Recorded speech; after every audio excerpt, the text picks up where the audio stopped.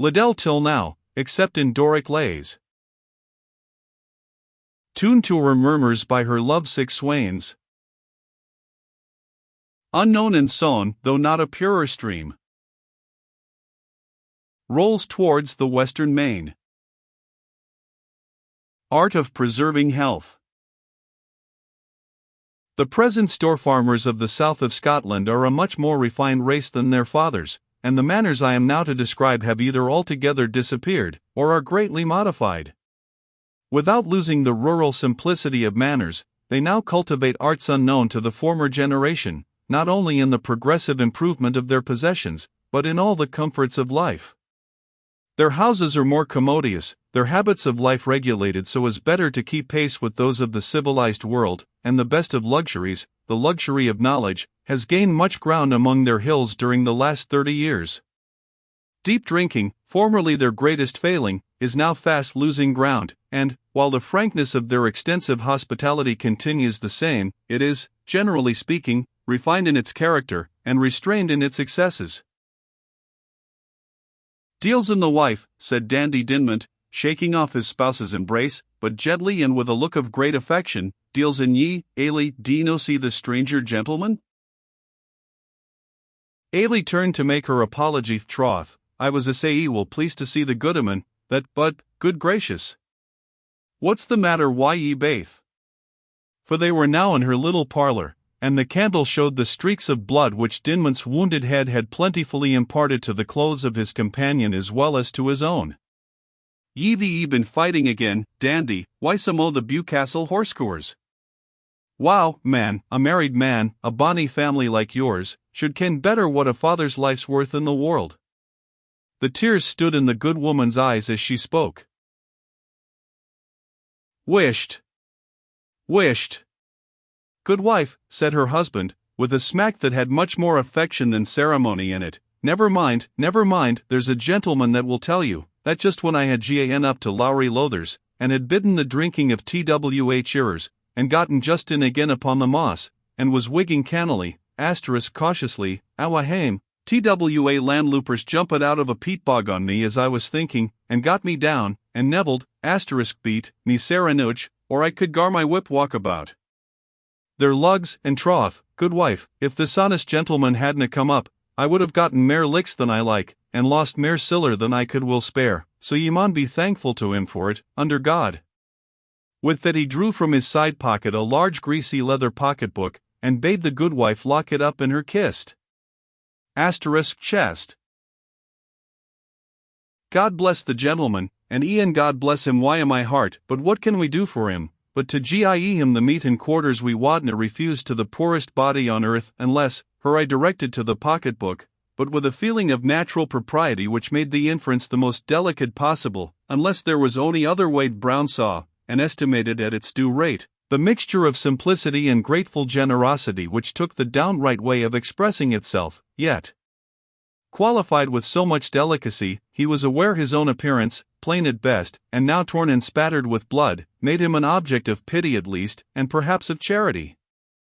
He hastened to say his name was Brown, a captain in the regiment of cavalry, traveling for pleasure, and on foot, both from motives of independence and economy, and he begged his kind landlady would look at her husband's wounds, the state of which he had refused to permit him to examine.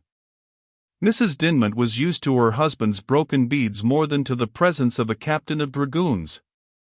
She therefore glanced at a tablecloth not quite clean, and conned over her proposed supper a minute or two, before, patting her husband on the shoulder, she bade him sit down for a hard-headed loon, that was I bringing himself and other folk into collyshangies.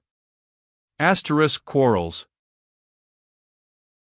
When Dandy Dinmont, after executing 2 or 3 caprioles, and cutting the Highland fling, by way of ridicule of his wife's anxiety, at last deigned to sit down, and commit his round, black, shaggy bullet of a head to her inspection, Brown thought he had seen the regimental surgeon look grave upon a more trifling case.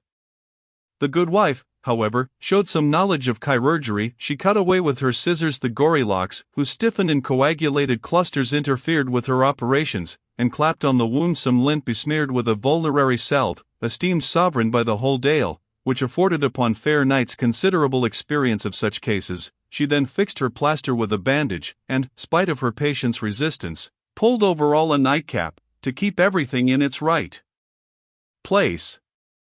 Some contusions on the brow and shoulders she fomented with brandy, which the patient did not permit till the medicine had paid a heavy toll to his mouth.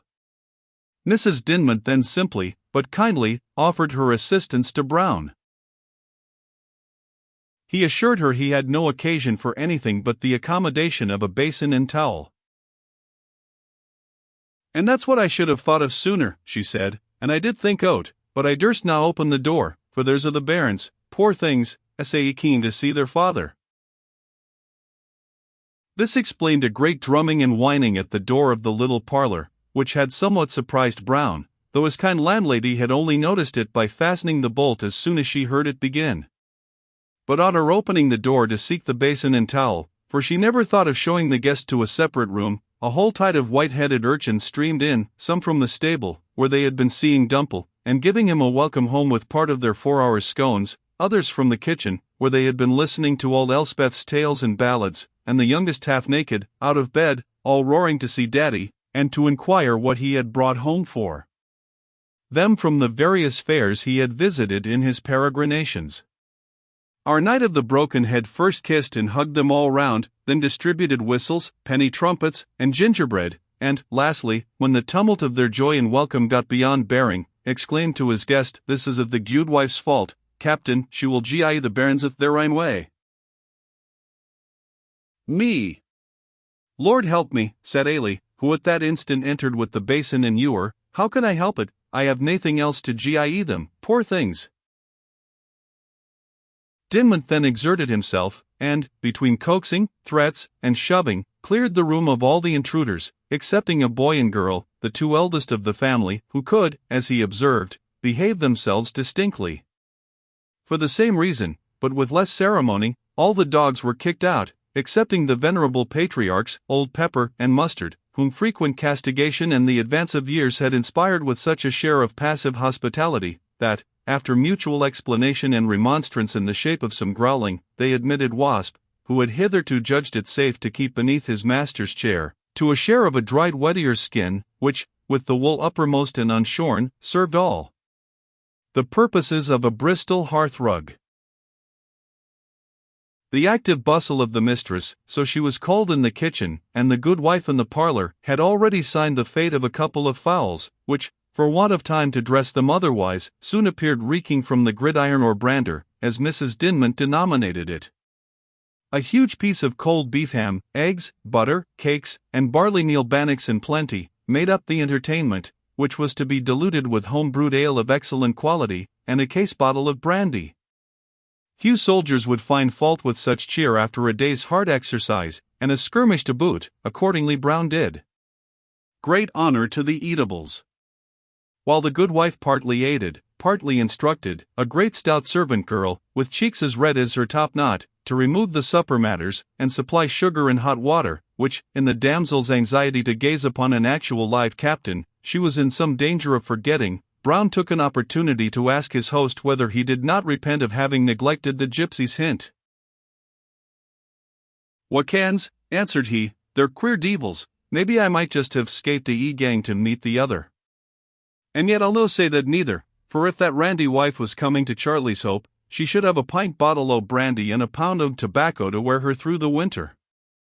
They're queer deevils, as my old father used to say they're worst where they're worst guided. After a, there's baith guid and ill about the gypsies." This, and some other desultory conversation, served as a shoeing-horn to draw on another cup of ale and another cheerer, as Dinmont termed it in his country phrase, of brandy and water.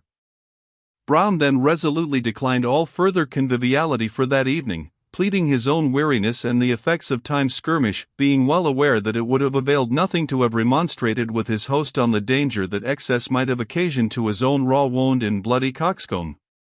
A very small bedroom, but a very clean bed, received the traveller, and the sheets made good the courteous vaunt of the hostess, that they would be as pleasant as he could find Onygate, for they were washed wi' the fairy well water, and bleached on the bonny white gowans, and bittled, *beaten with wooden pestle. By Nelly and herself, and what could woman, if she was a queen, do more for them? They indeed rivaled snow in whiteness, and had, besides, a pleasant fragrance from the manner in which they had been bleached. Little Wasp, after licking his master's hand to ask leave, couched himself on the coverlet at his feet, and the traveler's senses were soon lost in grateful oblivion.